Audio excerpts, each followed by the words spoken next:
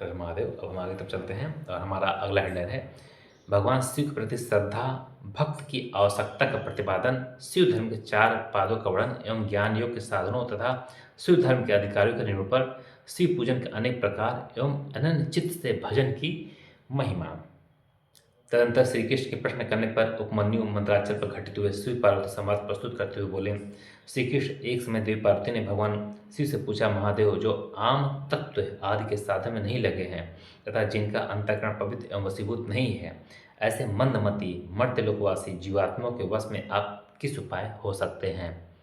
महादेव जी बोले, देवी, यदि साधक के मन में श्रद्धा भक्ति न हो तो पूजन कर्म तपस्या जप आसन आदि ज्ञान तथा अन्य साधनों से भी मैं उसके वशीभूत नहीं होता हूँ। यदि मनुष्य की मुझ में श्रद्धा हो तो जिस किसी भी हेतु से मैं उसके वश में हो जाता हूँ, फिर तो वह मेरा दर्शन स्पर्श पूजन एवं मेरे साथ संभाषण भी कर सकता है। अतः जो मुझे वश में करना चाहे उसे पहले प्रति श्रद्धा करनी चाहिए। श्रद्धा ही स्वधर्म का हेतु है और वही इस लोक में वर्णाश्रमी पुरुषों की रक्षा करने वाली है। जो मानव अपने वर्णाश्रम धर्म के पालन में लगा रहता है उसी की मुझ में श्रद्धा होती, दूसरे की नहीं। वर्णाश्रमी पुरुषों के संपूर्ण धर्म वेदों में सिद्ध है। पूर्व काल में ब्रह्मा जी ने मेरे ही आज्ञा लेकर उनका वर्णन किया था। ब्रह्मा जी का बताया हुआ वह धर्म अधिक धन के द्वारा साध्य तथा अनेक प्रकार के क्रियाकलाप से युक्त होता है। उससे मिलने वाला अधिकांश फल अच्छे नहीं है तथा उस धन के अनुष्ठान में अनेक प्रकार के क्लेश और आयास उठाने पड़ते हैं। उस महान धर्म से परम दुर्लभ श्रद्धा को पाकर जो वर्णाश्रमी मनुष्य अन्य भाव से मेरे शरण में आ जाते हैं, उन्हें सुगत मार्ग से धर्म अर्थ काम और मोक्ष प्राप्त होते हैं। वर्णाश्रम संबंधी आचार की सृष्टि मैंने ही बारंबार की है। उसमें भक्ति भाव रखकर जो मेरे हो गए हैं, उन्हीं वर्णाश्रमियों का मेरी उपासना में अधिकार है, दूसरों का नहीं। यह मेरी निश्चित आज्ञा है। मेरी आज्ञा के अनुसार धर्म मार्ग से चलने वाले वर्णाश्रमी पुरुष मेरी शरण में आ रहे हैं। आप मेरे कृपा प्रसाद से मल और माया आदि पासों से मुक्त हो जाते हैं तथा मेरे पुनरावृत्ति रहित धाम में पहुंचकर मेरा उत्तम साधन प्राप्त करके परमानंद में निमग्न हो जाते हैं। इसलिए मेरे बताए हुए वर्ण धर्म को पाकर अथवा ना पाकर भी जो मेरी शरण ले मेरा भक्त बन जाता है, वह स्वयं ही अपनी आत्मा को उद्धार कर लेता है या कोटि कोटि गुना अधिक अलब्ध लाभ है। अतः मेरे मुख से प्रतिपादित वर्ण धर्म का पालन अवश्य करना चाहिए।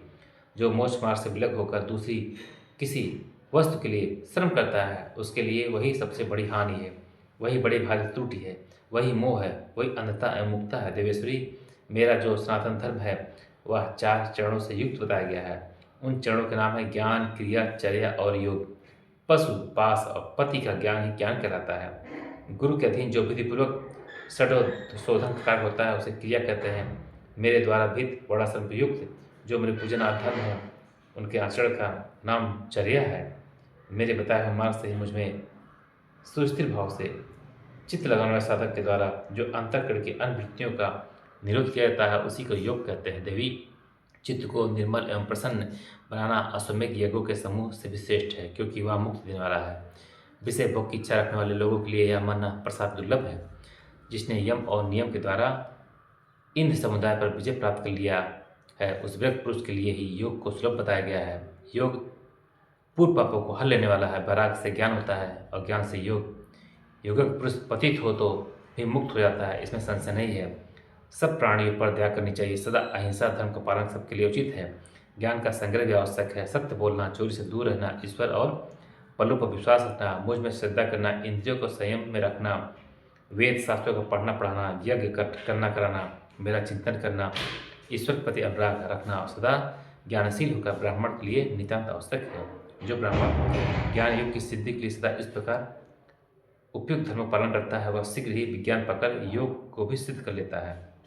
प्रिय ज्ञानी पुरुष ज्ञानाग्नि के द्वारा इस कर्ममय शरीर को क्षण भर में दग्ध करके मेरे प्रसाद से योग के ज्ञाता होकर कर्म बंधन से छुटकारा पा जाता है। पुण्य पाप कर्म जो कर्म है उसे मोक्ष का पथघटक बताया गया है। सा मोहा सांध मुक्ता यद्यंत्र श्रमम निकुर्यान मोक्ष मार्ग बहिष्कृता।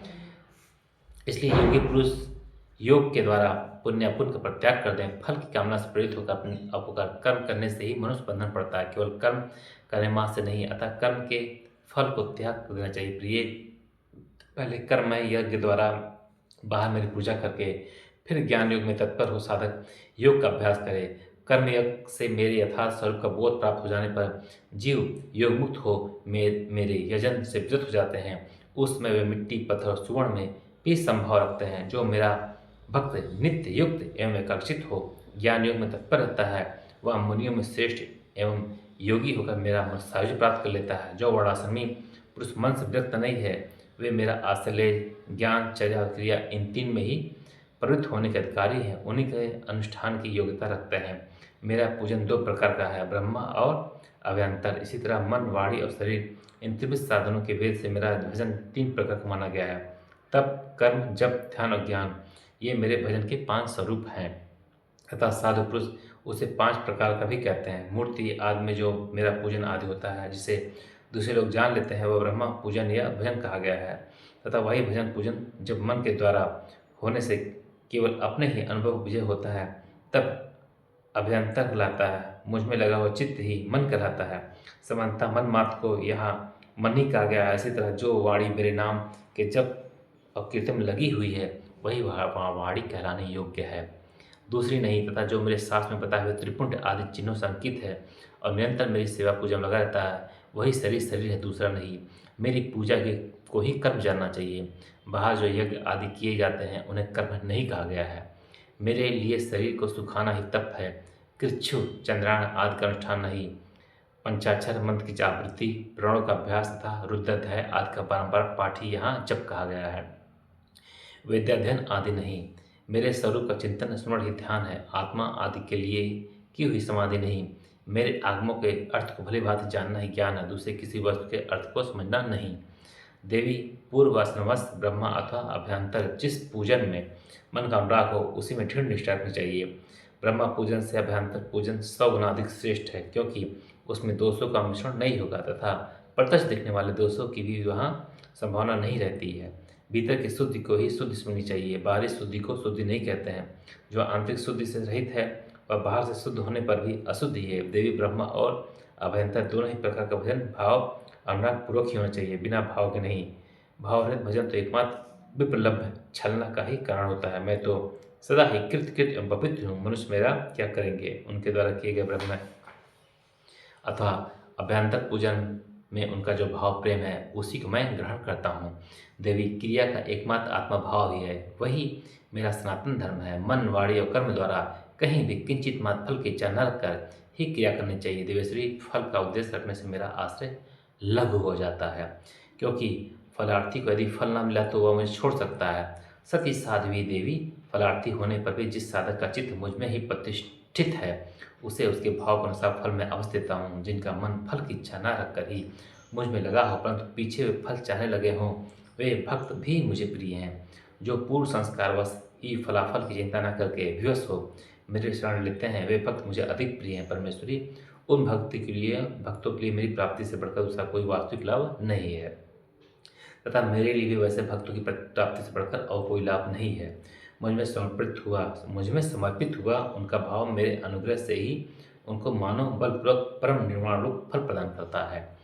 जिन्होंने अपने चित्त को मुझे समर्पित कर दिया है, अतः जो मेरे आनंद भक्त हैं, वे महात्मा पुरुष ही मेरे धर्म के अधिकारी हैं।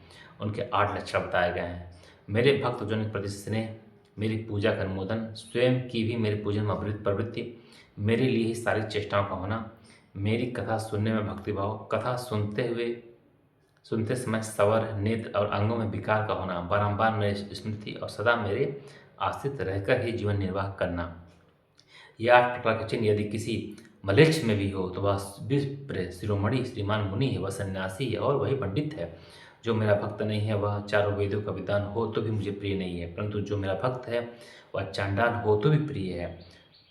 उसे उपहार देना चाहिए, उससे प्रसाद ग्रहण करना चाहिए तथा वह मेरे समान पूजनीय है। जो भक्ति भाव से मुझे पत्र, पुष्प, फल अथवा जल समर्पित करता है, उसके लिए मैं आदर्श नहीं होता हूँ और वह मेरी भी दृष्टि से कभी ओझल नहीं होता है। हर हर महादेव।